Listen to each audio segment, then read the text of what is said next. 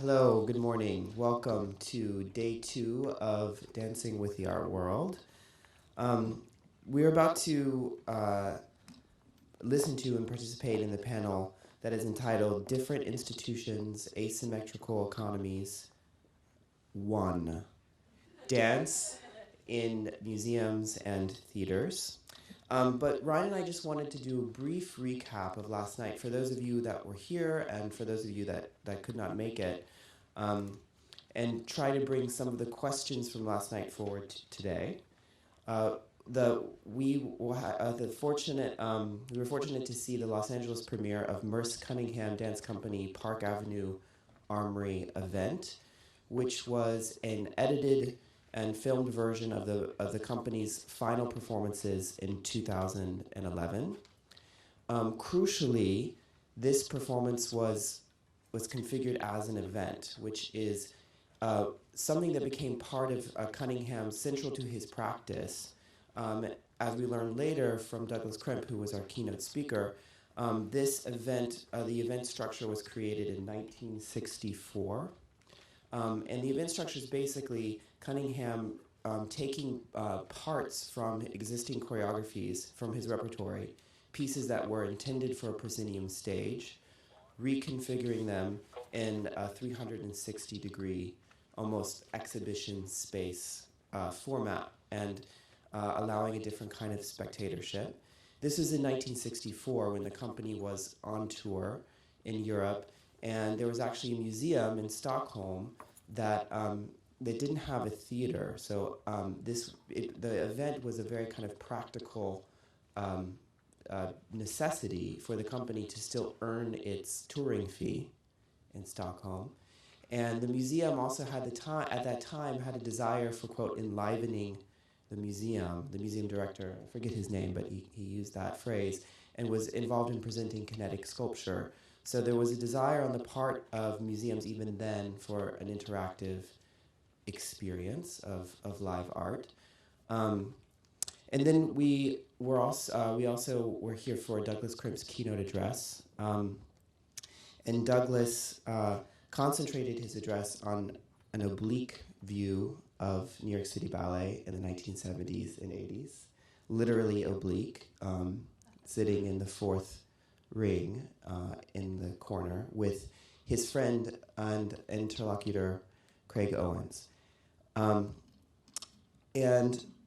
from Douglas's talk opened up a lot of questions for us, including how against the reductive modernist narrative that would place Balanchine as the kind of neoclassical genius, Douglas really celebrated the instability and the relative points of view that are actually internal to his choreographies, and found within these ballets, even the most black and white of the ballets, he found an entire kaleidoscope and frames within frames that had a specific relationship to a kind of queer spectatorship. That is an important kind of theme in our conference. But today, Ryan, do you want to? Yeah, I would just maybe add. Then we had a response from Mary Kelly to Douglas's talk, and Mary was thinking about the stakes of that questioning of the frame, of that obliqueness that Douglas discussed. And she reminded that the hybridity of forms that came up in the 60s were pressured by specific historical circumstances, and was curious in this moment when a lot of that work is being reconsidered by art institutions, that hybridity or heterogeneity might return as a kind of style, disconnected from the historical events that pressured it into being. So that seems to be a question that might come up. And Miwo and Kwan also raised in the Q&A period a kind of similar question about how the dance that is being presented in museums is interestingly dance that to a degree rejects dance, or has a critical relationship to dance, is a kind of non-dance dance. So what to make of the other, what to make of that, that it's a very specific kind of dance that's being presented in the museum context. So maybe that's where we got to last night. It sounds like we were here all day yesterday. So for today's panel, I would like to introduce Anne Ellegood, who will be moderating. Anne is the senior curator at the Hammer Museum.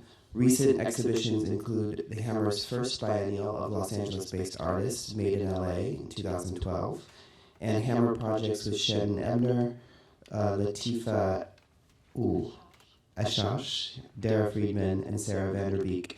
In 2011, she served as a curator for the Australian Pavilion in the Venice Biennale, featuring the work of Hani Armanius.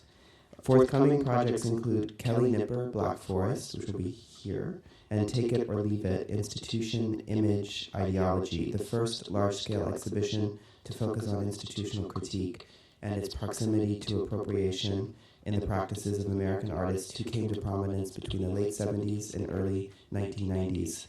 That's co-organized with Johanna Burton. Prior to joining the Hammer, Ellegood was curator of contemporary art at the Hirshhorn Museum and Sculpture Garden in Washington, D.C., and the associate curator at the New Museum of Contemporary Art from 1998 to 2003.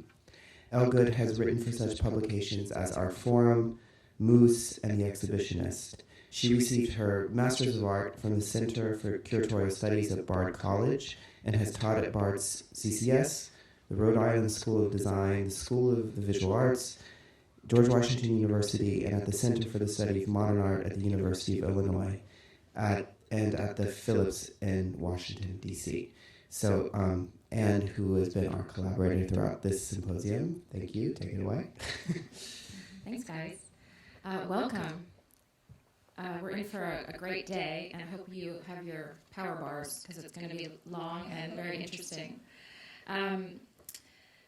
As Ryan and Brennan mentioned, this first panel is called Different Institutions, Asymmetrical Economies, Dance in Theaters and Museums. And I just want to say that I'm really pleased and honored to moderate a panel with these three women. I admire them all very much, and I think that they have a lot to offer in terms of their curatorial practices, which I think are quite distinct from one another while also having very interesting overlaps. So it's a pleasure to be here with these three. I'm going to introduce each of them, and then I'm going to just make a few introductory comments, pose some questions that we can circle back to, and then each of them will take about 10 minutes to talk a little bit about their thinking about the interface between visual arts and dance, perhaps talk about a current, past, or upcoming project that they're working on, and then we will turn it into more of a conversation among us, and make sure to take time, at least 20 minutes or so, to open it up to the audience. So first I'd like to introduce Sabine Breitweiser.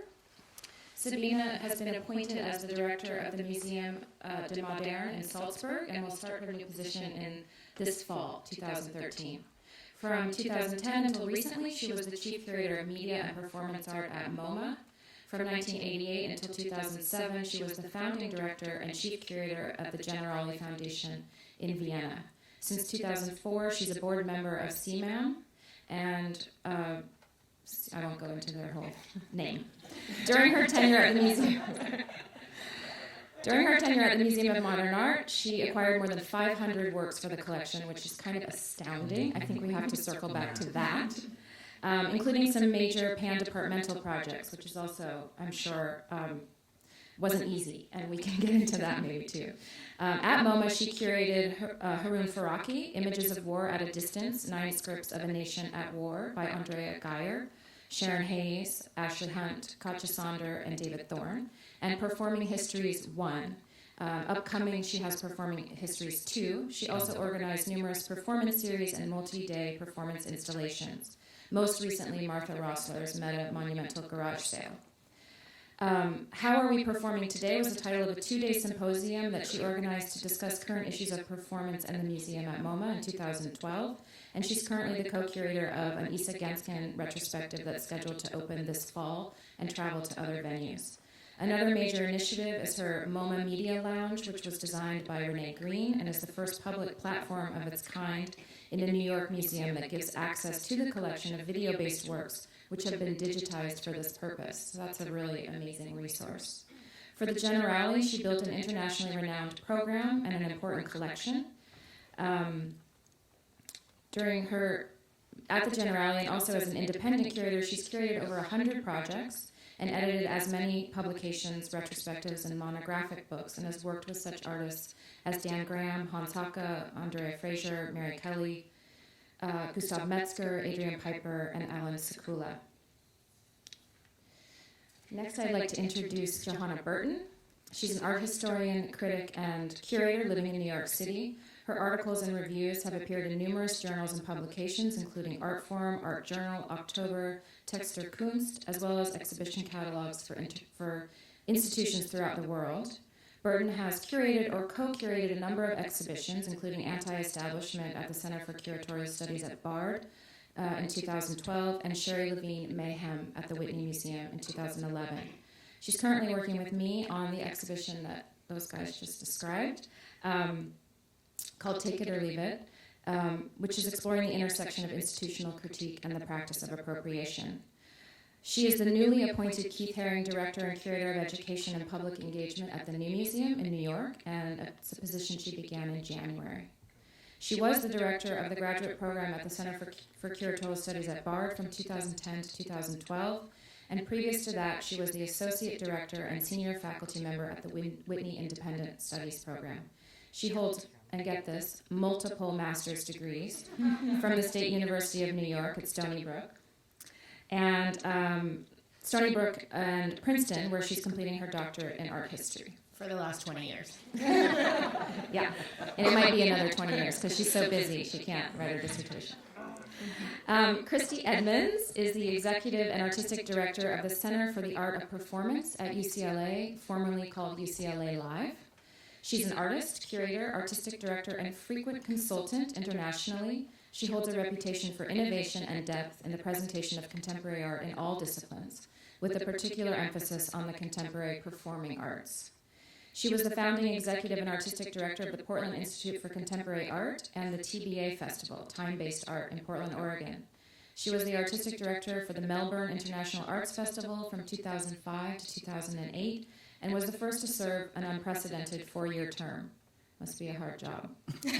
From 2009 to 2012, Edmunds worked as the consulting artistic director for the newly formed and critically heralded Park Avenue Armory in New York. And for those of you who were here last night, of course, that's where the Merce Cunningham piece took place. Under her leadership, UCLA's venerated performing arts program has evolved to become the Center for the Art of Performance, a creative habitat for supporting artists and presenting their work. Her appointment began in May 2011, and her first season is now. We're in it. Edmunds' robust career has included work as a visual artist, an independent filmmaker, a playwright, a choreographer, and a teacher. She holds a bachelor's in film from the Montana State University and a master's in playwriting and theater direction from Western Washington University. So, quite a good group, huh? Yeah.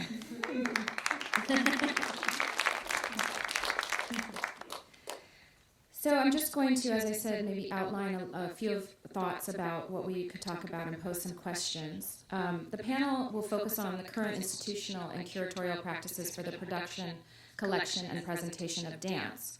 We will explore different types of institutions that are presenting dance and how their working methodologies, institutional priorities, internal structures, and economic factors affect modes of production, as well as the possibilities for ongoing engagement and a variety of types of support, including the possible acquisition of dance and specifically choreography in theaters and museums.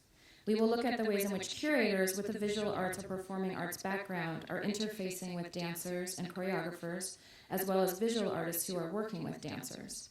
And we'll discuss the relationships that exist or should exist between museums and performing arts centers, and the opportunities and challenges that emerge when the programming priorities of these types of institutions start to overlap.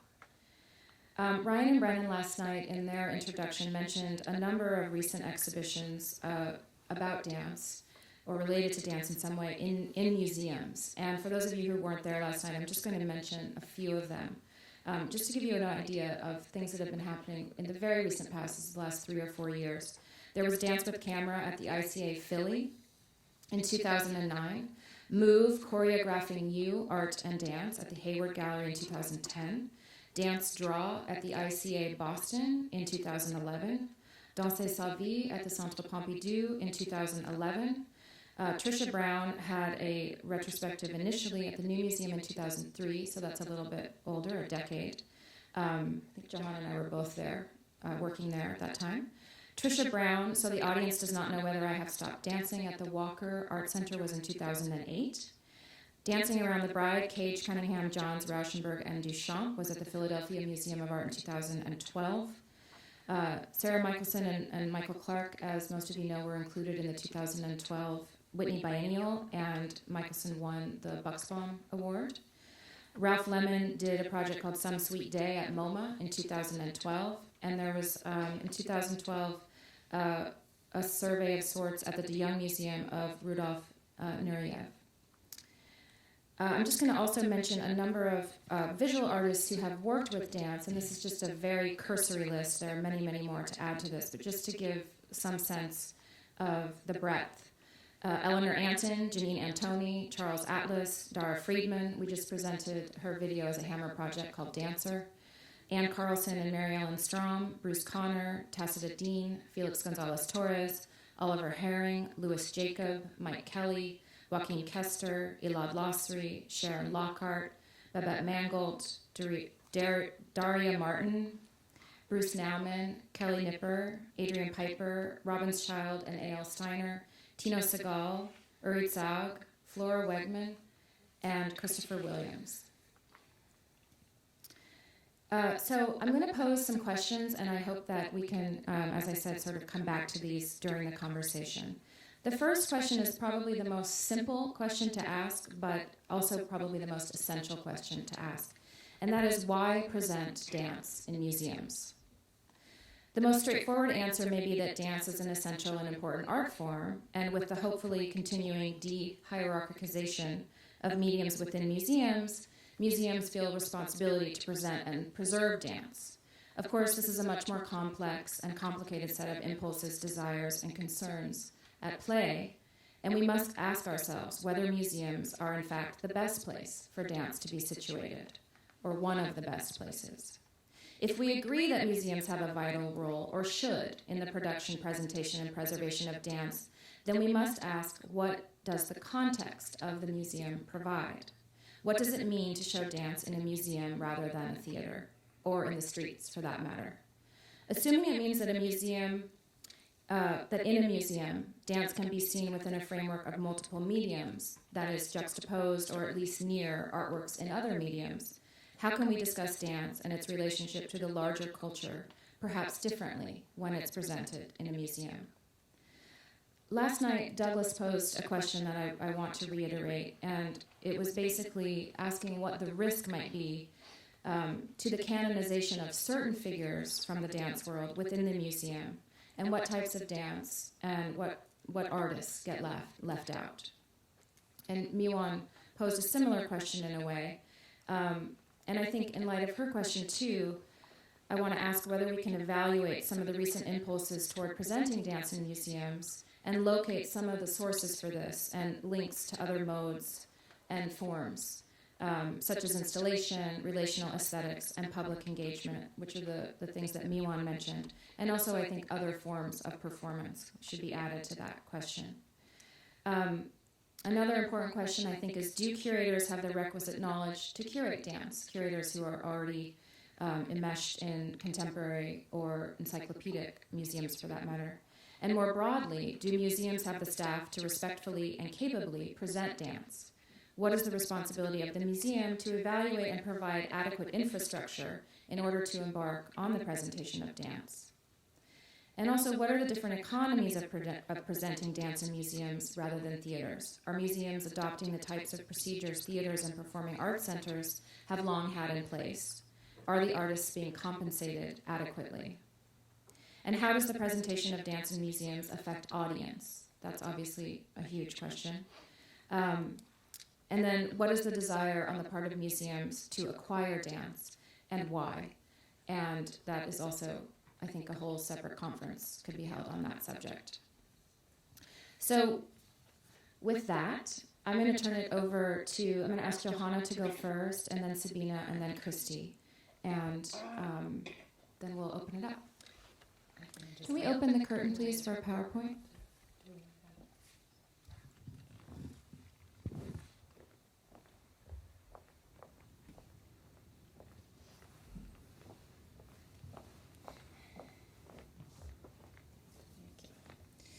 So as they're getting this going, I'll sort of start and say thank you to everybody for being here, to Ryan and Brennan for inviting me to be on this panel, and yet another panel later in the afternoon.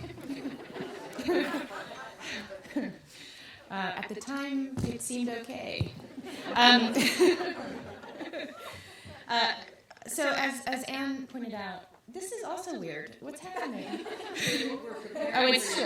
All right. God.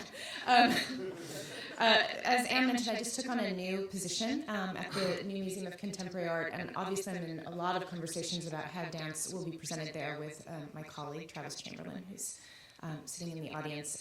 Interestingly, how we present dance is a little bit, and I think this may be true for other institutions, but largely in America, it's not true, where our dance program unfolds almost exclusively in a theater space. So maybe we can talk about that. There's actually a kind of very clear demarcation of where those projects happen currently, which is maybe interesting. I'm not going to talk actually about the New Museum today, although I'm happy to talk about that program. I'm instead going to give a little bit of a foundation coming at this from a little bit of an oblique, to use Douglas's term, angle, and think a little bit about the prompt of different institutions and asymmetrical economies. It will end up being practical, but I want to think about the asymmetry in terms of discourse and theory, actually, and why perhaps what we can offer each other has to do with concepts also.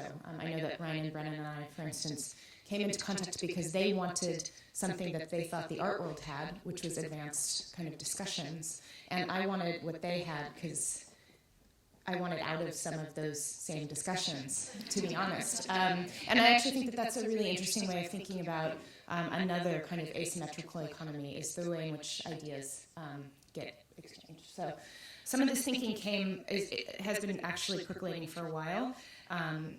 And I'll talk in a moment about to what ends.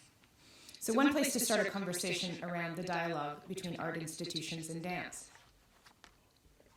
I should also say I wrote this was written before me, one of Douglas's comments yesterday, and so there's some overlap that I'm actually finding really interesting and trying to parse.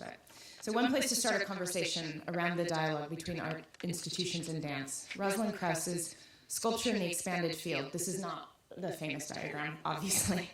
This was supposed to be a blank slide. Put forward by way of an appropriated and modified Klein diagram, a set of dialectical terms. Sculpture was then, in 1978, more or less defined by Krauss by what it was not landscape and not architecture. Each of these terms ostensibly defined by each other and in conjunction able to negatively define sculpture in its emerging postmodern state. This is by now well known, but I still think not entirely plumbed and newly relevant for some of these conversations. In another context, actually one of Anne's previous shows about sculpture, I argued that if sculpture inhabited or enumerated in 1978 an expanded field driven by and defining a dialectics, we risk today seeing sculpture, among other mediums, entering an imploded field, a not, as I've called it. And this is the heterogeneity that I think we've been talking about. A dispersed state. If in the 1970s the field was defined by the not, by the 80s it was perhaps regulated by the anti, and if we turn to the prepositions of our own day, perhaps the most overriding is the un, which would seem merely to undo, as it were. I wonder if a turn to dance, in the most abstract or perhaps even ontological way, seeks to undo the un, to restore precision through a sometimes productive and sometimes vulgar insistence on the thing of the body. There are perils to this argument, not least reducing an entire form to a set of criteria, but pragmatic and conceptual promises too. One finds oneself, if drawn to curate dance, forced to ask questions about the very requirements of making it visible. And here, to return to Douglas's talk last night, this means a consideration of the frame, and framelessness as its own kind of frame, I think.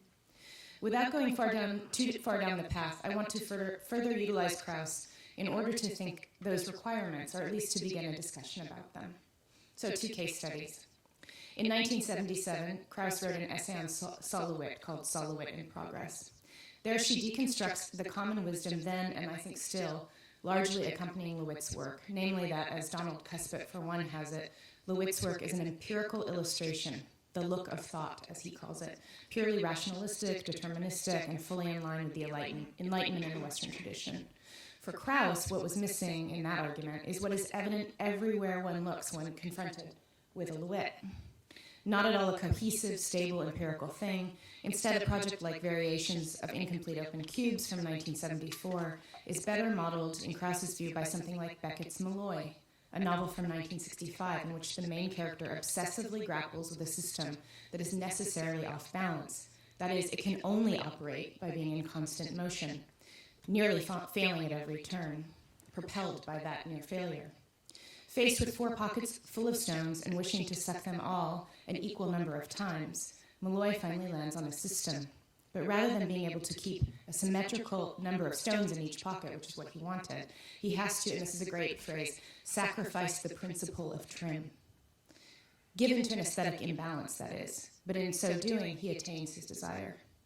Krauss characterizes the work as deadpan, but also, it seems, this ushers in the affective, the subjective, and the bodily by way of her move from Lewitt to Malloy, and this kind of very corporeal metaphor.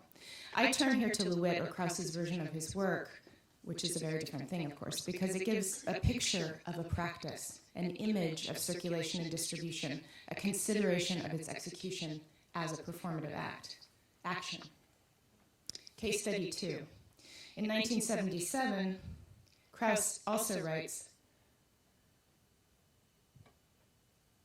the second part of her notes on the index.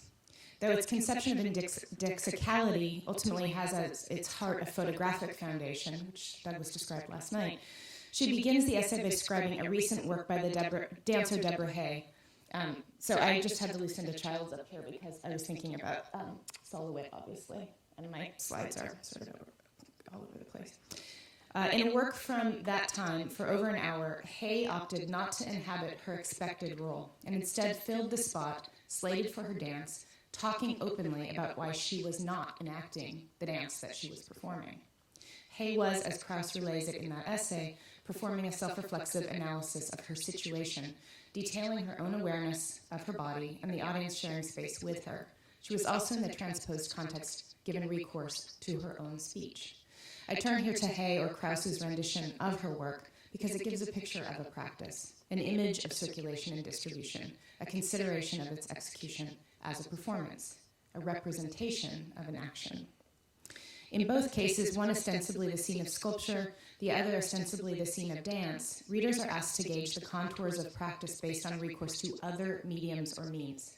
If in Lewitt the object is animated, in Hay the body is given a particular kind of mass, a representational quality not always associated with it. Here one thinks of Douglas Crimp's picture show.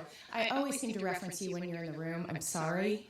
And when you're not in the room, too. But so here one thinks of Douglas Crimp's picture show, curated in 1977, the same year Krauss publishes her thoughts on Hay.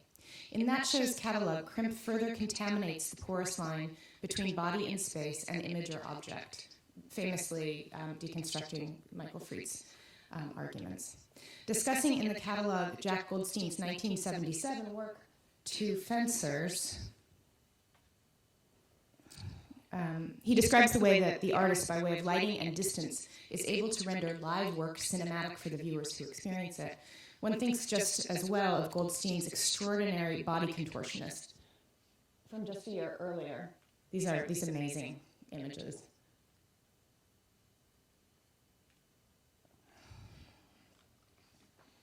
Hence, the performer is literally an object, a kind of human sculpture, just as much as an image as such. The shared space between images and people and the animus pulsing between them is taken up by Crimp 2 with regard to Joel Shapiro, whose play with scale was, early on at least, a discombobulating force that places viewers outside of their own habitual modes of perception. And I just have some recent work by Robbins-Child and A.L. Steiner here to talk a little bit more about this idea of the object and the body, which maybe we can get into later. One thinks here of Joan Jonas's experiments continuing to this day. But I'll finish my very speculative set of notes with a nod back to Deborah Hay, whose 2010 work, No Time to Fly, was presented by Dan Space at St. Mark's Church, where I saw it with Ryan Brennan, actually. Some 30 years after Krauss's piece, Hay continues to place her body as a kind of material mediator, a place where cultural residues accrue only to be redone, presented anew. Not only speaking, but also emitting utterances of all kinds, onomatopoeia, quotations, chants, yelps, and whispers. The artist was, in this instance, dancing, but she also felt very much to me as well, like a Louette. Open cube. And the end of my PowerPoint. I offer these thoughts in order to get some thinking I've been doing relative to an upcoming show, which will open in October 2014 at Bard College. It's titled Slow Dance, and the show is meant, in a sense, I'm really in the research phase, and the show is meant to acknowledge the kinds of porosity that I've described above, at least insofar as post-structuralism was able to initiate or at least recognize new and unexpected forms between mediums. But it also aims to be a weirdly conservative and maybe even didactic show, too, asking not that dance bend to the museum galleries nor even imagine itself as being produced there. I can't help here but think of Douglas's analysis in the museum's ruins of works that were made with the frame of modernism and the modernist museum in mind.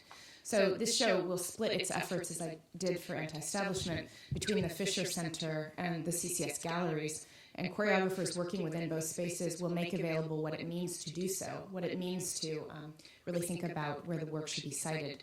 The show will to some degree be about the very negotiations around making work visible, and will ask questions about how prepared we are as institutional homes to meet them.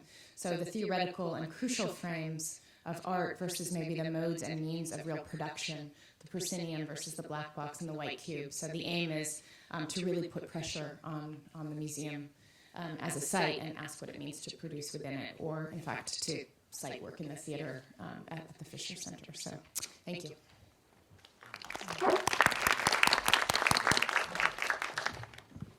Yeah, I have no slides nor a lecture, but maybe some practices and experience to share. And it's interesting that you start with Rosalind Krauss, because sort of exploring this idea of sculpture in the expanded field is a little bit the past of my curatorial practice when I started at the Generale Foundation in the late 80s with the commission to build a collection of post-World War II sculpture, which I translated in an exploration of conceptual art and performative art practices, which one could say today was the basis of what I tried to start at MoMA actually in the past years. And I would like to start with the question and taking it from a different side. So why should dance be not part of it? I mean, because there are, of course, various angles to look at it. There's sort of, it was part of it or it was not part of it. I mean, Brandon, I think, mentioned yesterday, is it a new excitement or is it a lost subject? And I guess it's both in a way. And the question is how we are dealing with this now, with this situation, with this obvious, really big excitement. And basically, I think it's a great that museums are interested to work on a comprehensive picture of art, which includes all kinds of disciplines, and probably even more important to cover cross-disciplinary practices. And one has to be also aware it's just not only an excitement of museums why they do this now, it's also that museums per se are historical entities, so they work in a practice of looking back. So one could critically say they're always a little bit behind, and in a way that's part of their job. Sometimes, and this is another phenomenon, museums try even to be, or at least as contemporary as the artists, which is another problem. Sometimes they collect too soon. This is also pressure, I think, of especially the American museum structure, I would say. But basically, I think it's a great opportunity to look at relations, connections, influences we are sometimes not so much aware. I mean, a common example is Simone Forti and Bob Morris, for instance, and connect all types of works. And I think that's an important task for a museum. And the task of the museum as such becomes, of course, enormous. Thinking about all the disciplines to be covered now in a way, in a creative way, in a meaningful way, not even thinking about the geopolitical scope the museum is supposed to cover today if we do a proper job today. So thinking about these efforts to cover non-Western art more and more, having a less Eurocentric or East-centric perspective on the museum. So it becomes, in fact, an enormous task. And I think the museum can only be as good as its structure, not even thinking about the infrastructure, because when it comes to dance and performance or performative arts, we often discuss or tend to discuss the lack of infrastructure at the museums. And I think we also have to distinguish, there's a museum like the Walker. My former colleague Kathy Holbach used to remind me that the Walker, I think, has had since the 70s a department and also theaters for dance. So there are different types of museum, and I think the MCA in Chicago is also quite successful. But strange enough, museums who got involved with performative arts, dance, hosting it in their core spaces, so definitely not at theaters, became, let's not use the word successful, but mostly discussed, these kind of efforts, I think. So we have to ask ourselves what we are looking at, what is the focus of our interest, obviously, where's the controversy circling around. So I think that's an important issue. And we tend to forget that there have been a number of projects in earlier times. So especially I feel there's a special discussion going on in the United States, which is not the same in Europe, actually. And I always feel I'm still between the two continents. And thankful, Douglas always mentions the Cunningham performance in Vienna in '64. Of course, I'm very proud of that. Coming from there, this is something I haven't experienced. I was 2 years old, but I got told about. And I was only aware when Germano Celan's show of Cunningham took place in Vienna in the same space in '99, actually. And actually, that's maybe also interesting. I looked it a little bit up because it's a piece of history, as I said, I did not experience, but this famous event number 1 in '64 took place when Cunningham was on tour in Europe, and the people in Vienna, actually the founding director of this museum was Werner Hoffmann, and it's a beautiful building. I didn't send my slides early in time, but it's a beautiful building which was built for the expo in Brussels, actually, and it was just transformed, moved from Brussels to Vienna on this, at that time, very remote location, which will be actually a new center in Vienna soon. However, it's a kind of very great modern building. By Schweitzer is the name of the Schweizer Schwanze, it's in the Schweizer Garten, the building. And actually why they invited Cunningham was two reasons. One was it was a very important music scene in Vienna, still is, around Friedrich Scherha, and these experimental musics got interested in Cage, of course, and they did part of this performance was that 6 musicians, it was Cage, Tudor, Peter Kotick, Friedrich Scherha, and Peter Greenham and Julie Justice, they placed themselves on these 4 central pillars of this building and played John Cage Atlas Ecliptalis for percussion for the entire 3 hours, and the building is a glass pavilion, so you could really see the shifting daylight and all these things. And the other reason was Rauschenberg, the involvement of Rauschenberg, of course.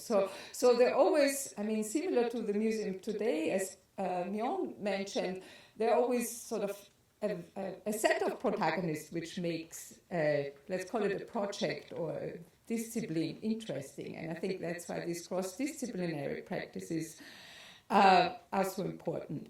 Then the other thing which was important for me and which is hardly known, and there's not even a document, was a project which Hortensia Völkers organized when she was one of the curators of the Viennese festival. which was called Wahlverwandtschaften. And I always mention it because it's not known, and I think it was a pioneering project. It took place in the 90s, in the mid-90s, and it was a 2-day exhibition and performance in a former theater building in Vienna, in the Sophienhalle, which is not existing, unfortunately, it burned down. However, it was involved 20 artists from various kind of disciplines of theater, dance, performance, music, visual arts, and it took place in the entire building, and I still remember it was really new to me. We were walking around the evening, the night, and you could check in really different kinds of artworks.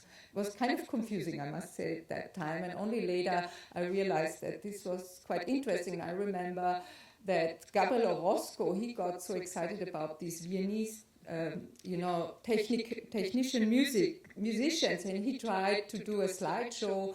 So to mix a slideshow in parallel, they were mixing their music. And it didn't work at all, I must say. It was, so some project was great. They took a lot of risk, and not everything worked, but I think it was very important. And then it's also important to mention the document of Ruth Nork and Roger Bürgel, who showed this piece of Trisha Brown.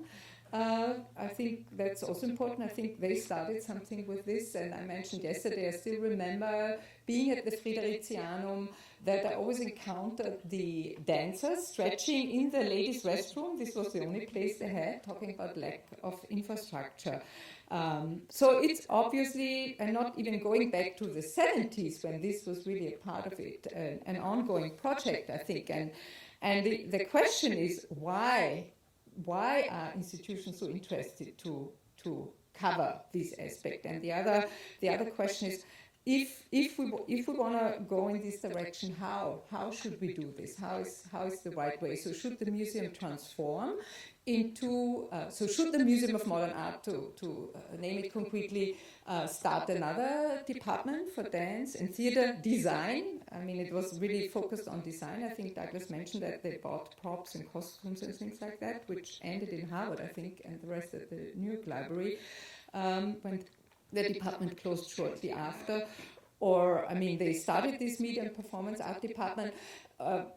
And so what would that be? I mean, I started this discussion also, and what does it mean in terms of course, infrastructure, if we talk about different economies. And it might be interesting to remind that this, let's call it framework. We were talking about frameworks, and if we talk about various disciplines, each discipline has a different kind of frame or framework, whatever we call it. So it's not only the picture frame, the framework of a stage or proscenium condition, but also the framework, you mentioned labor conditions, fees, salaries, contracts or whatever. I mean, I had to deal a great deal with that. So this situation that the author is a different person from the one who executes a work, which is a standard situation in performative arts. So if we mirror this, if we translate this to visual art, this was once a radical conceptual statement. So while in the performative arts, this created a certain set of frameworks, so a certain set of fees, a green room to be set up, and all kinds of things. In conceptual art, it was a radical statement that you delegate the execution of a work to someone else, and the author is not the person who actually makes the art. So this radicality, on the one hand, has a sort of consequence on the other hand, which probably was not foreseen by conceptual artists at that time, that they kind of start an avalanche of sort of unsettled or unframed working conditions of all these people who are actually executing all these works. And I'm not only thinking about dance in museums, but also, I don't know, people who are painting soloids wall works, for instance. So we do have really, so what on in one field is a sort of standard conditions, in the other field a radical statement with a sort of an open set of questions how this should actually function. And yeah, and I think that that's sort of actually the core questions for institutions. And I think it's an interesting question because it is And that's why I'm bringing up this example, not only related to dance, not only related to performance art. I think, and when museums like the Museum of Modern Art, who starts now to get involved in conceptual art by buying Herman Dalet's collection, for instance, or producing dance projects or performance art projects, all these questions come up naturally. And I think there are not really the answers there, nor the infrastructure, nor the structure, and it's I really think a big issue. And I think it will happen. It has to happen, I think, and that's important. Yeah. So. Thank you. Kristy? I just need to get a gauge, because I wasn't here until now. How many of you are dancers and choreographers and makers and artists? Okay, well, good. Any form of, okay.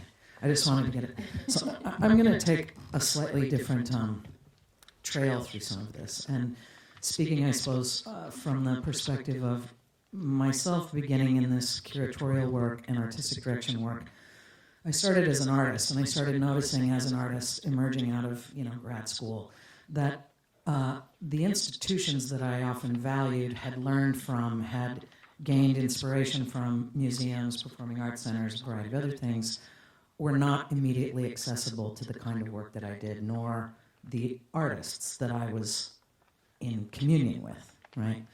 So I ended up getting this job first at a general collection museum. It was a museum that had kind of kept contemporary practitioners and contemporary art to the side for so long that it missed modernism altogether. Imagine that. And it was then involved in a merger with what I would call a kind of Kunsthalle, contemporary anti-museum space from the 70s and 80s that had not the ability to sustain its funding as a public critique of the museum and the collecting institution in Portland at the time, that had no real contemporary history or legacy or anything. It merged. And I think that the museum itself thought, well, if we merge with this, it will fail anyway, but we will look better for having been heroic. And that was the moment that myself and John Weber were brought in. And it was to reflect this merger through contemporary programming in exhibitions and performance. More particularly performance art, which you can imagine was a little bit of a shock to the local community at the time. But what, I guess I bring it up because I have moved successively away from museum-oriented curatorial practice, because I've found myself to be a vastly better collaborator with my colleagues in museums than to be internally working inside of them, which I learned at the beginning of my career. And I bring it up because when I was hired there, I remember everything was dedicated to every infrastructure, every form, every, the preparators, the conservators, everything was around the objects. The freighting, movement, shipping, protection, care and handling of objects, the light levels, everything. But bringing a work of art that required living bodies, there was really, and they had an auditorium, that kind of thing, but from everything, from a form, I had to go, well, freight, shipping, customs, that would be airplanes, hotels, So I had to change aspects of an infrastructure to shift the grammar of the institution so it was better suited to hold these particular works. It became a very relevant program because it brought in a whole other kind of discourse that had been missing there. What I think, then I went on to start the Portland Institute for Contemporary Art and the TBA Festival and everything like that. But what to me is interesting is that in the context of my own artistic direction or curatorial work, I work in visual art and I work to manifest installation projects, exhibitions, all kinds of work in that arena, not usually in museum settings, although I have. But I also work very deeply in performance, and whether that's dance, contemporary theater, various kinds of music forms, it's a curatorial dimension around that which is time-based, that which essentially in its live performance is connected to the time. Time is also part of a medium, not just what is there, but how it's elongated, expanded, contracted. You can't really fully see a work unless you see it from beginning to end in performance forms. And I find the power of that which is ephemeral inherently as a powerful gesture in the milieu of work, is to me a very vital part of what dance does. I work now in a contemporary arts center that is dedicated to performance, the Center for the Art of Performance at UCLA. And what that is I think, an unusual nexus between what we see in a kind of split. Just bear with me. There's the performing arts centers, which are called presenters, the directors and the programmers. You rarely will see somebody in a performing arts center called a curator, although they may be very curatorially predisposed. Most of it is a kind of acquisition of work to satisfy an institutional frame that has a great deal to do with animating the architecture of the theaters or the multiple theaters that create these centers. So where I work in that world, because it's a very collaborative world, is I sit inside of the dimension of upholding an aspect of a frame that advances an artist's particular vision and the context of the art form inside of those centers. Not simply the predominant focus of, will this sell? How much? There's a real, museums will often talk about the gate being important, but in performing arts centers, it's the box office, right? And so I sit in this in-betweenness, and when I had come back into the U.S. after running the Melbourne International Arts Festival, I was working at the Armory, and I was also starting to kind of rejuvenate the center here. I really felt like there was a kind of crisis of courage from presenters in performing arts centers. And this is relevant because I think it's part of where museum practitioners and museum curatorial energy, interest, and integrity of pursuit, where that's applicable, is forming a very significant bond in performing arts centers presenters, not all.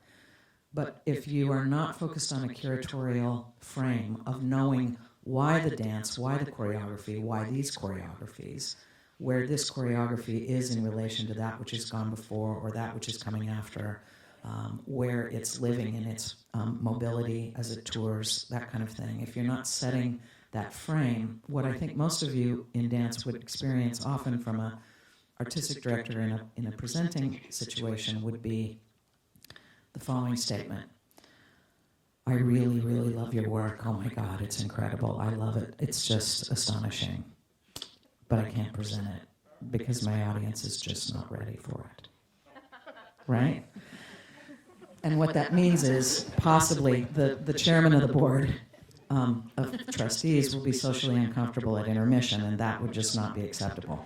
So I suppose what I do now as an artist is I work inside of an institution to reinsert a purposeful intent and a public promise around the art forms and around what it is that the artists who are inherently contemporary by being on that stage, what it is that they're doing. What is that pursuit? Why does it find relevance? What is the artist seeking? Because I tend to be somebody who has stayed very, very close to artists, I have never not seen, and if you just take dance unto itself, I have never not seen it inherently involved in all kinds of stimulating dialogues in design, in visual art, in practice, in photography, in all kinds of other art forms. So when I sit in funding panels, for example, or if I sit on like a National Dance Project or different kinds of things, you'll watch colleagues, and if it's a project like a choreographer, Akram Khan, collaborating with Anish Kapoor, these colleagues will have no idea who Anish Kapoor is, but they'll be intrigued with the capacity of what it is that Akram's doing, right? And this often follows the trail of how a presenting world doesn't know how to have the grammar of visual, right? If a choreographer can make an interesting looking doodle on a piece of paper, they'll want to set that into the lobby as an exhibition of visual art. You see what I mean? Or they'll call you and say, hey, do we have some art for you? And, whoops, sorry. And so, to me, what's really interesting is that dialogue is inherent, that the seeking of artistic possibility is absolutely inherent, and usually in art forms that are company-oriented or dance-oriented, in which the reliance on multiple people as part of a collaborative interface to execute what that vision is really one of very broad-based knowledge. I mean, if I talk with dancers and choreographers, mainly choreographers or the makers of dance, the amount of knowledge that sits inside of philosophy, existential literature, scientific practice, neurotransmissions, biological, cellular intelligence, psychology, sociology, data, statistical patterns, visual practice, modalities in installation work, as well as in photography, painting, sculpture, the list goes on and on and on, cinema, So the intelligence is not only bodily and physical, and the physical intelligence of the bodies inside of the practices and traditions that are at hand, but they're also deeply involved in the world in a variety of ways. They don't tend to be isolated in studio. It's not, how do I sequester myself off into a certain kind of thing? It's about being involved in the world to capture and arrest that world inside of the frame of what that choreographic aesthetic sensibility needs to be in that artist's vision at that time. My job is to help advance and present that and find those connective tissues. You wanted us to speak about a couple of projects, and I think have I talked for 10 minutes already? Probably pretty close. Okay, let me just quickly, when I was the artistic director for the Melbourne International Arts Festival, I did a very large kind of retrospective of Merce Cunningham, but it was not only Merce, but all collaborators. So there were multiple music concerts surrounding Cage, surrounding Tudor, surrounding a number of composers he had worked with separately. The visual artists who, Jasper Johns, Rauschenberg, obviously, Ernesto Neto, a variety of others. In the National Gallery, we did exhibitions and projects, and so it tendrilled out, and then there were about 19 choreographies of Merce's that were restaged and performed from newer to older, similar to what we just had collaborated on with Tricia. But I say it because of this. I was, by being a festival director, able to work inside of a museum to help find the bridge that would necessarily suit the mission, purpose, capacities, and interests of those colleagues, as well as in performing arts spaces, different centers. A museum, a festival sits in between all of these. They don't have their own real estate, so it really is these processes of elaborate collaborations. But they're not usually used to having a performance collaborator speaking in the grammar associated with what it is that they do. So that was an effective collaboration. But the fundamental reason why I did it is that in reading back, Cunningham had not performed in Melbourne ever. He'd been in Australia, but not until, I think, 1982 was the last presentation. And in that time, I was reading the critical press, and it said, the critic of one of his works, that he would rather sit and watch concrete dry than have to sit through another choreography again. And I thought, well, it's time. It's absolutely time. But what I mean is, one of the things that I feel is so relevant about the dialogue associated with museums engaging is not that it has to be the best frame or take all responsibility, but in that historicization and in a frame that is necessarily temporary, it does something to the aesthetic underpinnings that a dance presenting field has had more struggle with, because it's been preoccupied with earned income. So you see a lot more unison movement, and you see a lot more color, light, spectacle, all of these things, and you can watch the return seasons, and it's driven and interconnected to an economy, but not an aesthetic language around the purposeful intent of a significant lineage that informs our entire cultural heritage that comes through the intelligence of those bodies. I'll stop there. Thank you, Kristy.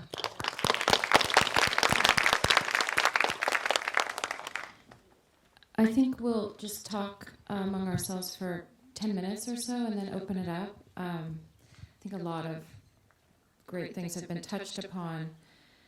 I think it's worth also acknowledging, and I think this has really been woven in by everyone on the panel, but just to underscore it, I think another important reason, of course, maybe when Sabine said that museums are always a little bit behind, or it feels like that sometimes, and always, working to catch up, I think it's also historically true that museums are always adapting in response to what artists are doing. They're following the lead of artists, of course. And so when artists are working conceptually or in installation or in other ways, museums have, made, in some cases, very dramatic shifts and changes to accommodate those kinds of practices. I think one of the reasons, perhaps, that in the last few years we are seeing a burgeoning of the presentation of dance in museums is, in fact, because visual artists are working with dancers, and it's their interest in that interface and in those collaborations that is spawning, in some part, the interest on the part of the museums as well. Contemporary curators, of course, are always keeping an eye, or hopefully trying to, on what artists are doing and trying to respond to it, provide support for it, provide a platform, obviously, for it. And so if you want to work with those artists, you are also working with dance in those cases. I think it's unanimous among our panel that we do think that museums should be presenting dance, and it is a good platform. But I think the question that Sabine posed around how is something I'd like to explore more. I think that the possibilities of collaboration, as Kristy has been trying to make happen since her tenure at UCLA, with the Trisha Brown project, she collaborated not only with us, but with the Getty to do the rooftop piece. And I think, really from the first week that Kristy was in Los Angeles, she came to the Hammer and she sat down with me and Annie Philbin and said, what can we do together? Here's what I'm working on. Where does this interface meaningfully for you? And what artists are you interested in, et cetera? So just beginning that dialogue. And I think, for us to show Floor of the Forest is maybe quite obviously a piece that worked in a museum context. We wouldn't have done a proscenium piece. We're not equipped for that in our theater. But Floor of the Forest, as Sabine pointed out, has been shown in many visual arts platforms. It was in Documenta. It was in the 2003 New Museum survey, and it was one of the first pieces people saw when they went into the exhibition, and it was activated continuously.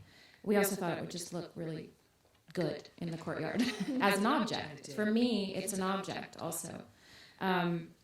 So I guess this, circling back to this question of how, I think Johanna's forthcoming project Slow Dance, is not only an exhibition designed to present dance and think about dance and the visual arts, but is actually sort of self-reflexive in the sense of acknowledging both the possibilities and the limitations of the different types of spaces where dance might be presented.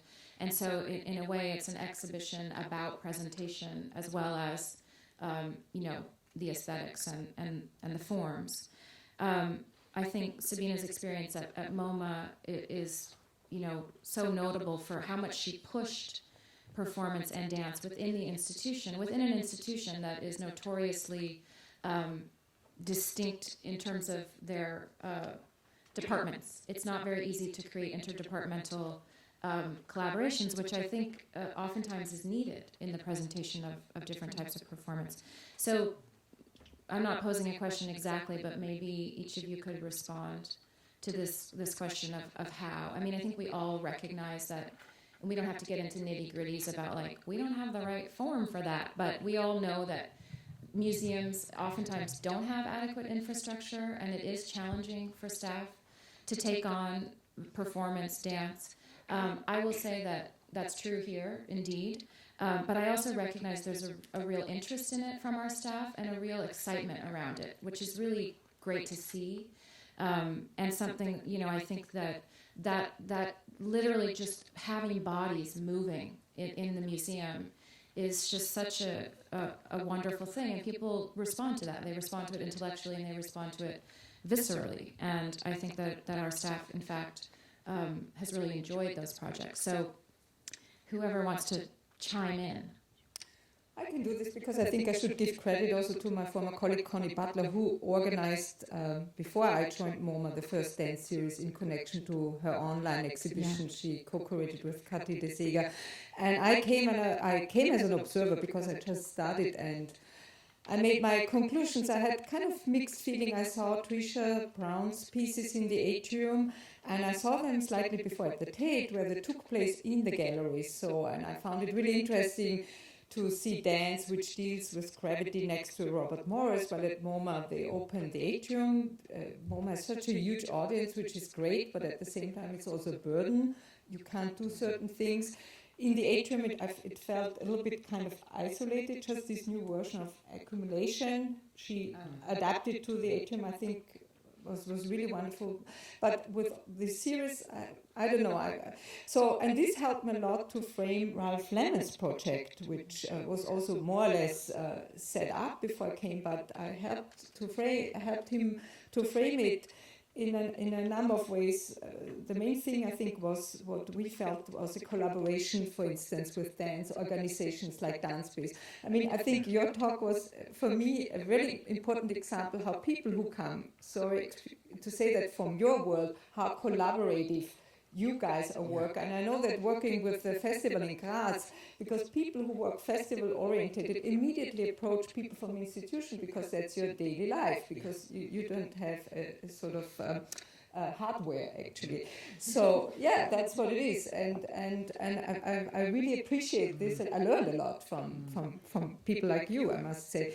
And so I reached out to Dance Space because I realized when online took place, the dance people got a little bit worried and scared. What is going on at MoMA? What are they doing? They're taking over. Artists are extremely excited to do this. They get this amazing audience. The New York Times reported every day. And I also felt, hey, they're doing this every day. They're in Dance Space and other spaces and the kitchen. This is, sorry to say, but in a way not fair. Why does this get such an attraction and the others, get a small comment? And I know how hard it is to struggle to lead an institution, get the funds together and work with the artists. So I reached out to Dance Space and said, okay, let's think about how we can collaborate so that this, in some way, at least intellectually, the debate takes place also in the institutions who do this on a daily basis.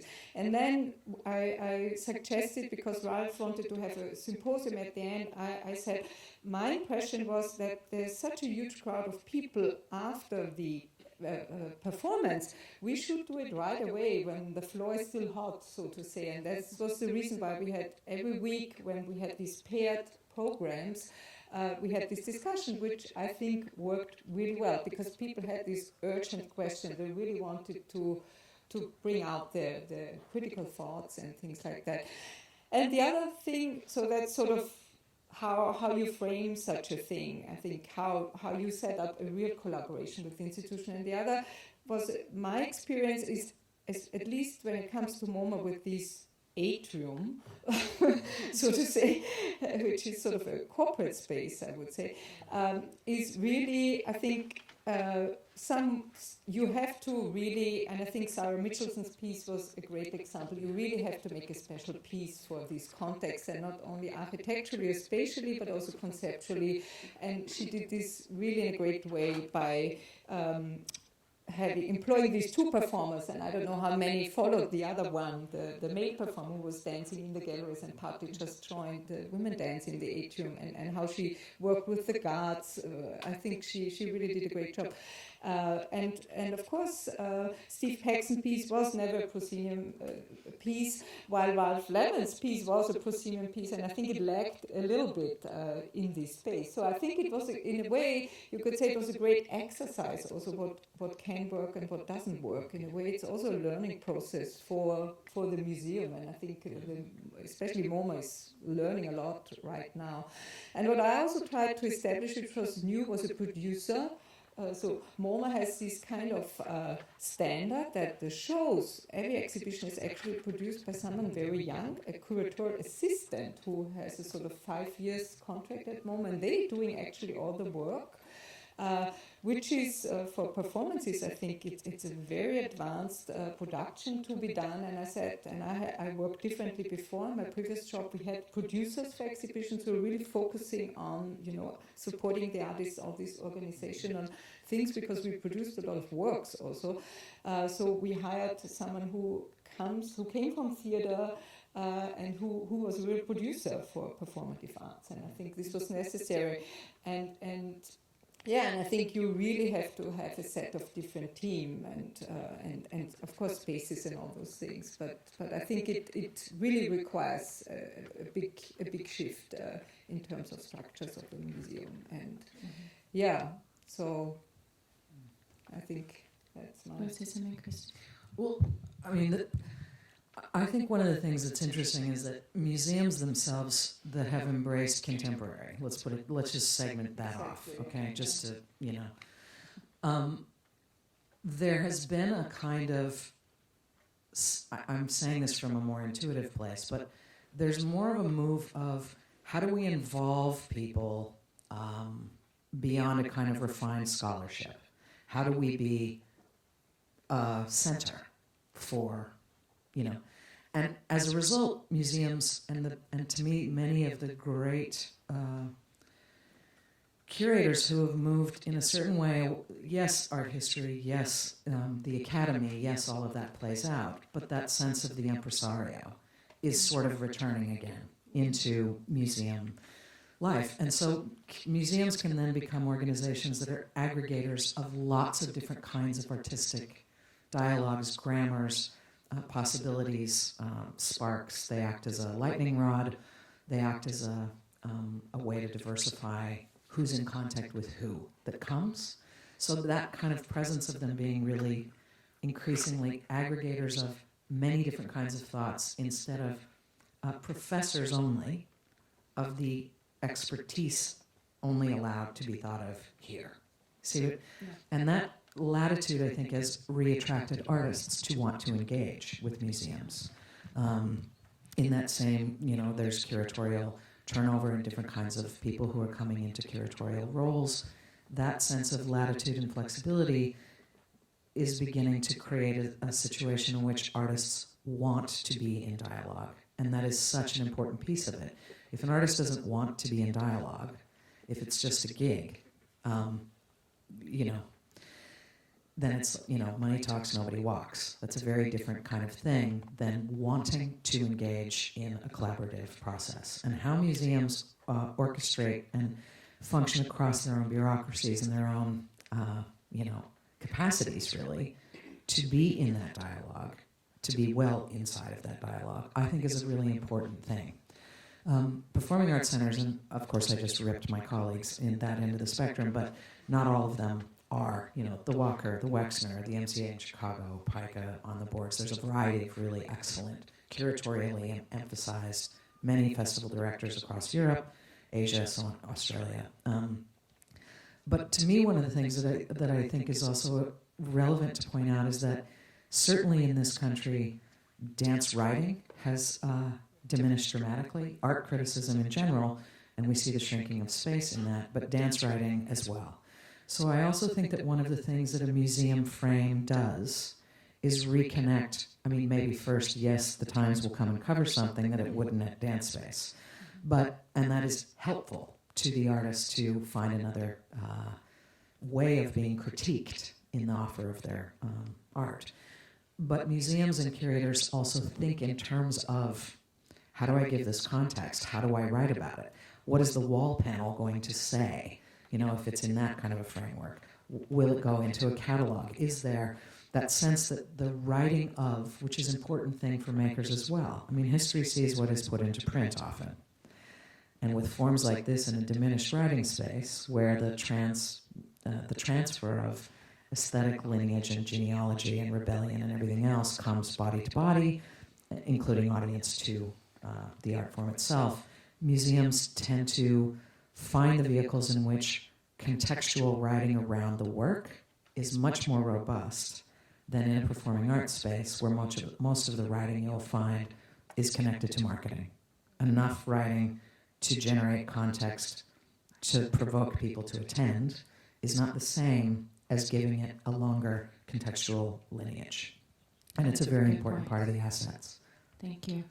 Johanna, do you want to make one comment before I open it up to the audience? Sure. I mean, I agree with everything you just said, but I would want to also say that I think I would, at the same time as I think it's an incredibly important task to aggregate all of these different kind of activities, I also feel like it's really important that that people understand that there are competencies and that we are specialists. Absolutely. And so this kind of question around the waning of critical writing, for instance, is, I think, congruent with the fact that we've kind of allowed audiences to feel they don't have to necessarily be informed about critical dialogue. So I am the kind of grumpy academic in the museum a lot of the time, my own museum.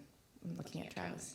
Because in fact, I think we should be pushing harder on intelligent kind of contextualization and asking, I mean, I'm also going to just say, like, I think we should have positions that are political and very apparent from the outside, which everyone on this panel does, and we get punished for it regularly. But I think it's really important that certain kinds of work by certain kinds of practitioners, and that the aggregating of it can never be everything, right? So what we aggregate needs to be really specific, Exactly. and we should take risks politically as curators and programmers, and those collaborations actually allow for that. So, I agree. I know I'm the person who goes like 1970 Rosalind Krauss, but there's a history to these dialogues that I think is so important, and a lot of people, whether you want to enter on that level of dialogue or you just know it's available to you, I feel like that's really, really important. Yeah. So just the waning of kind of critical, complicated dialogue and arguments around ideas. I agree with you, but I also feel like it's our job to reignite those things, and the times is not enough. No, that's what I want to say. Of course. And I think that's actually why artists like to get involved with museum. I think what we experience with dance or performative arts now is similar what in the 90s was with film, with experimental film, when artists got enthusiastic about film and the museum turned into black boxes and things like that. And I used to have this dialogue with Haring why he sort of left the film world to enter the museum world, and I was a little bit helpful for him too about it. And he said, I just got much more response, much more dialogue, much more discussion with people. And actually, he told me he had a film retrospective at the Museum of Modern Art, more or less at the time when I worked with him at the Generali Foundation. There were hardly people. But when I did the show with him, which more or less had the same stuff up in a sort of archive section, it was always crowded. I mean, colleagues complained, I can't see your show or whatever. And that's great. So obviously the museum has something to provide, but obviously in other frameworks does not work so well. I mean, so maybe the question is also how should proscenium stage frameworks change? And we have also examples, I think, of institutions who do change. Yeah. I can bring up another Viennese organization like the Tanzquartier and the Sigrid Gareis that had researchers, philosophers, and collaborated a lot with art institutions. Or how should cinemas change? And there are other. So it's not only the museum as such. There are also other types of institutions who probably have the same call actually, and who are challenged right now. Vice versa, I think actually. And I'm going to interrupt I'm sorry, you guys, but it's my task to keep us on time, or the rest of the day is we're going to be here till midnight. And unfortunately, obviously, there's so much to talk about. We only have about 10 minutes, so I do want to open it up to the audience. I don't know if we have mics around or not. Yes. Terry, do you mind waiting for the mic? It's on its way to you. Thank you. Thanks. It's just great to hear all you guys talking, and I really am so interested in this moment that's happening. I just would kind of agree with Johanna about this moment of interdisciplinarity kind of shading the specificity of the forms, and I hope that this is the moment, and this is what my button I push all the time, but still, we do come from a poverty-stricken history of writing about dance and understanding, and moment after moment after moment, there's an abdication of a real deep understanding of what dance is doing. Yeah. So this could be another one, and I'm afraid for it. I mean, in paired with the attendant kind of somewhat sophomoric politics of social engagement that are really kind of representational right now, Tina Segal saying no to everything and only this. Now there's kind of like a myopic, emblematic political idea that could be confused here, and a kind of cachet around that artists capitulate to without not necessarily really being there. But the larger idea is like, what concepts can we borrow from dance itself? Dance, I think there's a lot of anxiety around the project of dance in general for people, and the idea that dance in a proscenium is moving towards installation, and in installation, it's ghosting the proscenium. It's creating all these kind of spectrums as opposed to arriving at a final point. And that might be the message. It's not, is it dance in the museum or dance in the proscenium, but can we see what dance is doing? How it's not based in singularity of meanings. It's not pushing towards a finality. It is about the diffusion of information, a kind of privileging of complication, and the idea of multiple ideologies coexisting. So to kind of co-opt it, and I mean, right now, I think dance is often, it's rarely been the protagonist of dance. Dance was made to music or to this, ideas, I'm doing a dance of something. And here we are, dance in the museum as opposed to dance, spreading information and changing things. So I think, one example for me that I talk about always is that dance is a hallucination of architecture. The body in space is a constant reiterative vomiting of potentiality, architectural potentialities. And that's really subjected in the audience. I mean, those are coming from the people projecting that onto it, so it's an incredibly mobile, convergent space for the viewer and for the space that it's in. It's always reframing the space it's in. So there's these ghostings of architecture in every dance, no matter where they're placed, that I think if we could kind of create an understanding for how people could see that, then this could be a really good moment. I have so much. I have an internal Medusa of ideas under my skull right here. Yeah, but if you there's also, if you sit in a dialogue with dance and you're with designers, they will see it through the lens of design. If you sit with geneticists, they will see it through the lens of genetic psychology. So we come at it, but to me, it's the more integrity of its purpose it can hold, the greater the latitudes of how many different intelligences will find rejuvenative experience due to it. It's when dance tries to do a show only, rather than its continuous practice. Yeah, and I think there's such a range of usages that I think this canonization of certain types of dance is problematic here because of what's available. And the other thing that I've been thinking about recently is this the mixture of art and artists, and everybody talks about how Cunningham worked with Cage, or Tricia worked with Rauschenberg, but how about the effect of them? Cunningham divorced from Cage, for me, is a much more interesting discussion. What's really going on in the Cunningham piece? Last night, this offering, like the unfettering of velocities as a message, not a Cagean idea.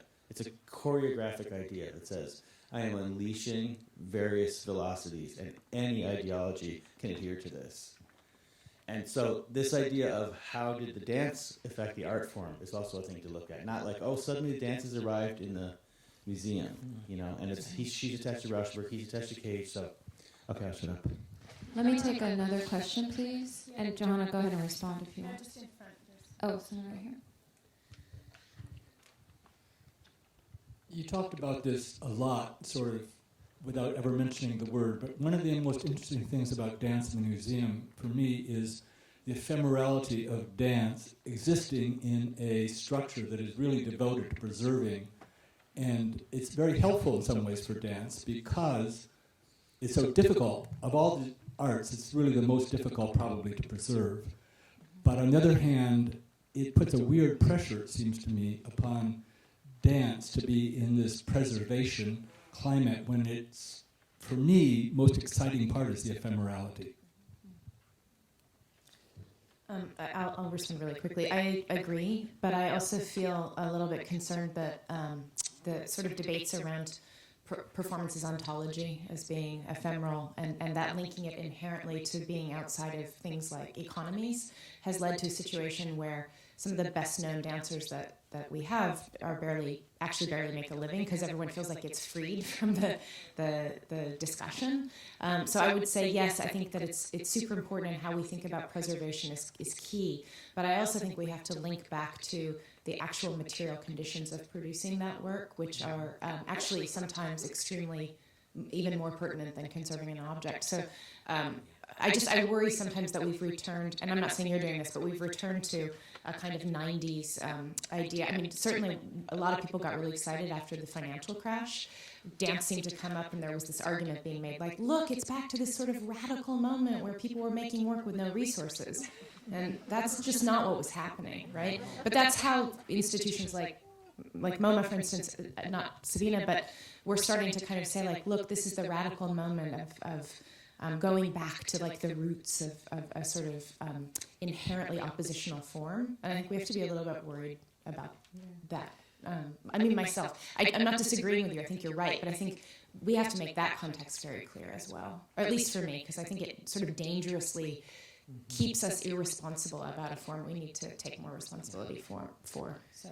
And I should mention maybe that it's extremely expensive to organize dance events at a museum. Extremely, extremely expensive. So it's really challenging also in terms of that. Yeah, so for sure. One more question. Sorry to have to ask it just to pose very directly the question of asymmetrical economies, which is part of the panel's title, and I think it was part of the discussion, but I think one of the things that we see in the art field, certainly it's very clear, and I'm sure also in the performing arts field, within those fields, within the field of art institutions, we have enormously asymmetrical economies. We have enormously steep distributions of resources, where we have the 7 largest museums, controlling, I don't know what the figure is, I read it, something 70% of the resources of all museums in the United States, MoMA being one of those 7 top museums, of course. And of course, there are very specific historical, social, economic conditions to the enormous wealth of this top handful of museums now, and the wealth that exists in the art field. And there are also very specific conditions to the relative impoverishment of the nonprofit performing arts field. And so there's a very stark asymmetry in those economies. And, it sort of came up in certain kinds of ways in terms of the asymmetry of recognition, not so much in terms of the asymmetry of resources and potential rewards. But I just want to put that out there more directly and wonder whether anyone on the panel would like to address.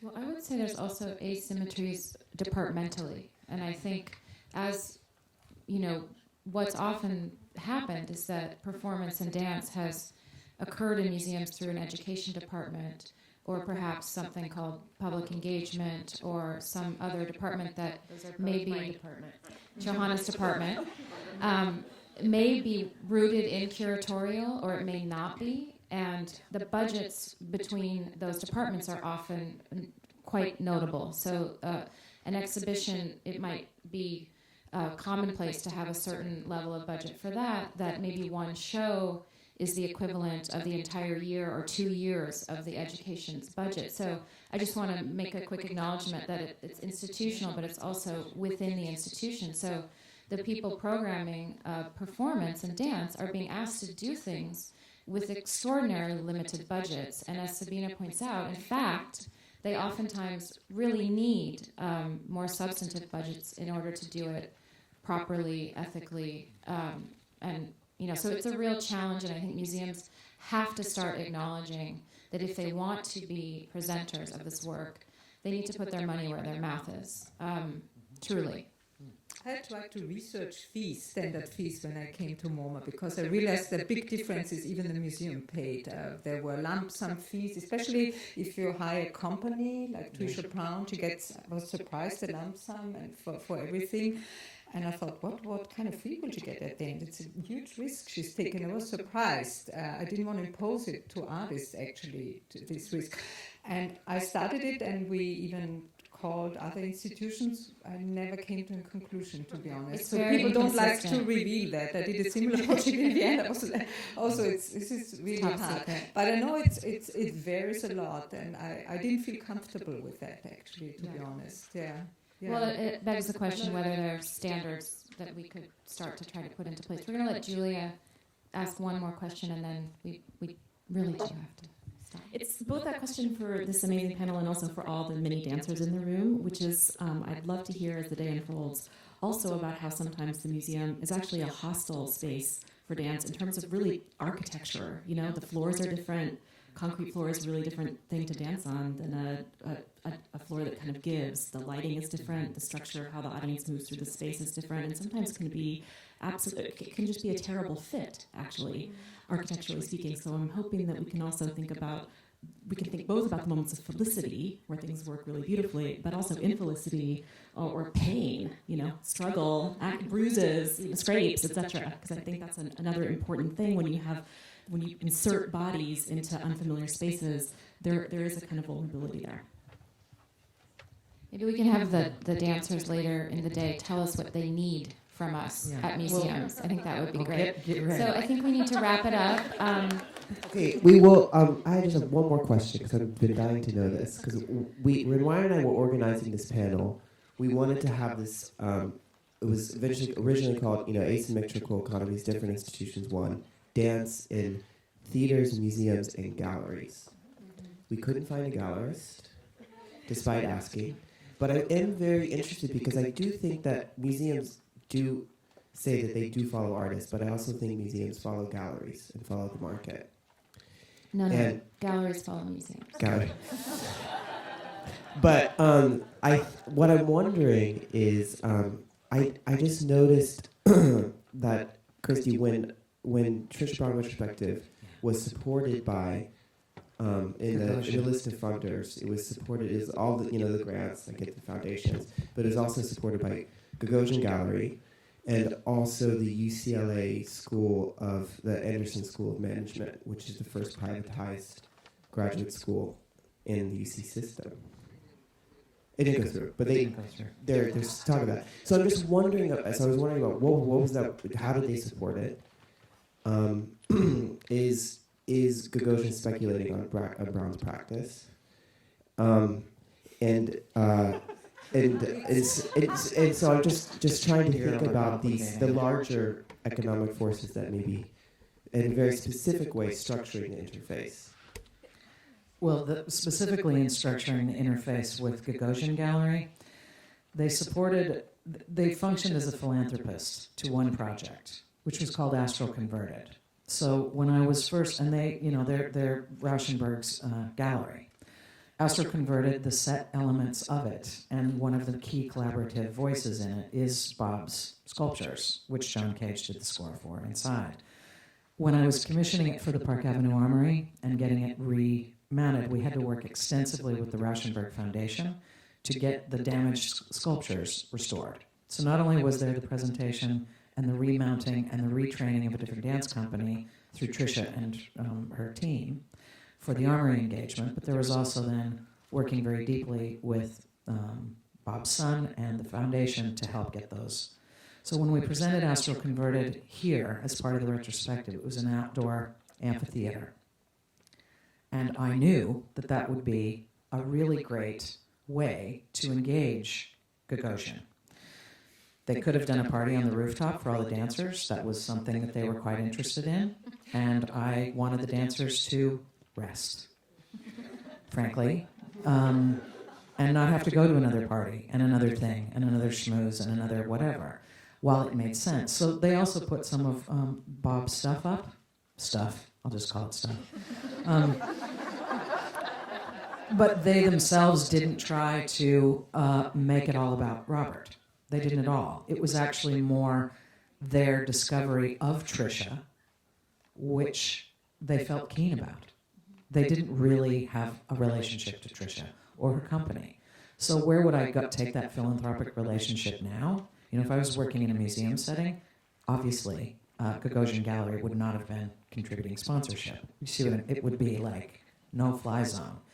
but in the performance arena and a philanthropic need to drive resources into what can help support a dance economy that they, again, can't collect and own, it changes something into a more civic intent. And that's what we did.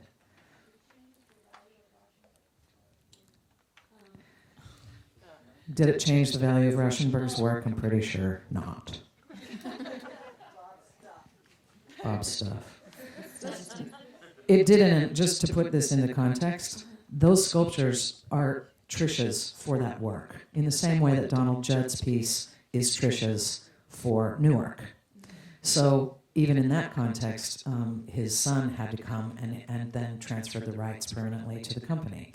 So it's not that Bob's sculptures from the Astral Converted collaboration goes off into the open market. Right, but there's different ways in which symbolic capital would accrue around even Gagosian for this collaborative association, so that it's not only about upping the value of his investments in specific objects or even artists, but the Gagosian, let's say, brand even itself would benefit in a more immaterial exchange, let's say. So philanthropy, I think, is actually a really interesting arena to think in relation to commercial markets and the blurring of those kinds of exchange structures.